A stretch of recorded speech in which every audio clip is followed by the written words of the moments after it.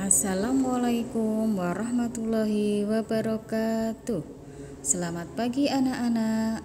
Bagaimana kabarnya hari ini? Alhamdulillah pada sehat semua ya. Pada pagi hari ini kita akan bertemu lagi dalam pembelajaran jarak jauh.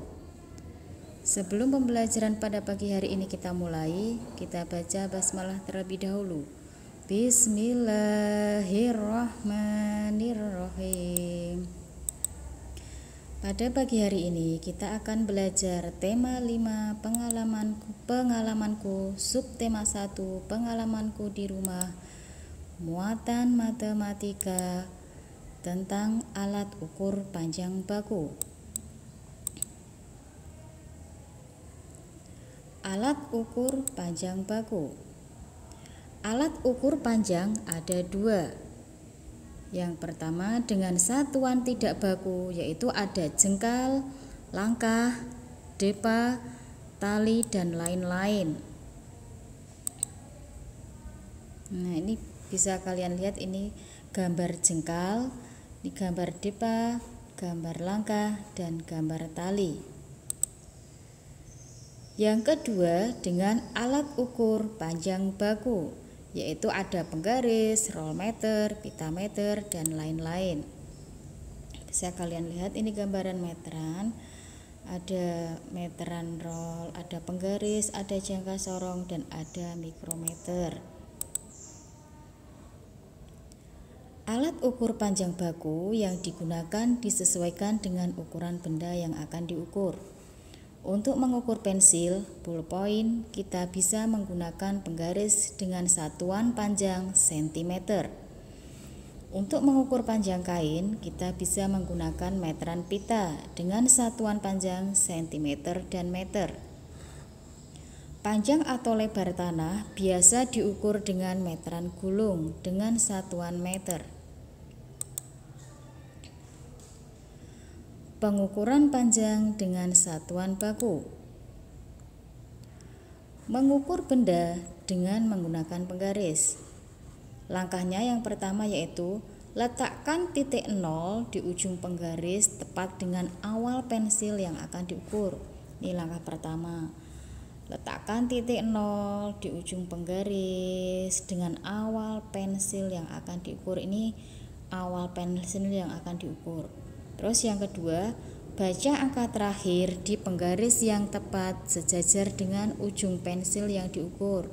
Kita lihat angka terakhirnya. Angka terakhir ukuran panjang pensil yang kita ukur adalah, ini berapa anak-anak? Ya, panjang pensil adalah 12 cm. Di penggaris ini ada satuannya cm. Sehingga panjang pensil tersebut adalah 12 cm.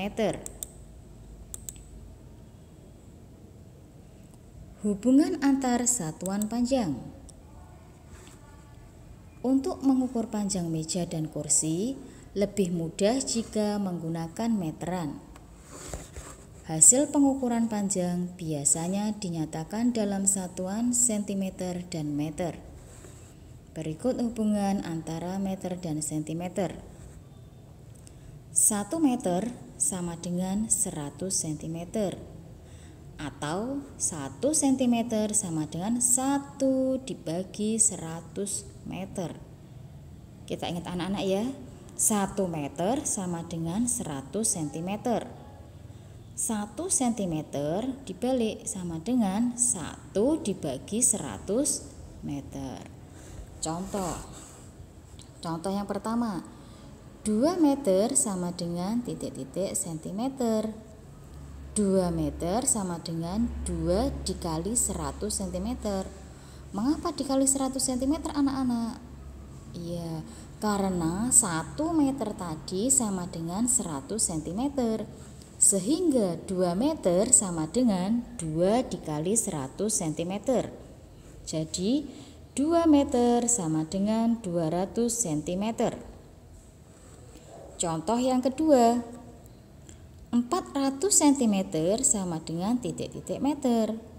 Solusinya yaitu 400 cm sama dengan 400 dibagi 100. Mengapa dibagi 100?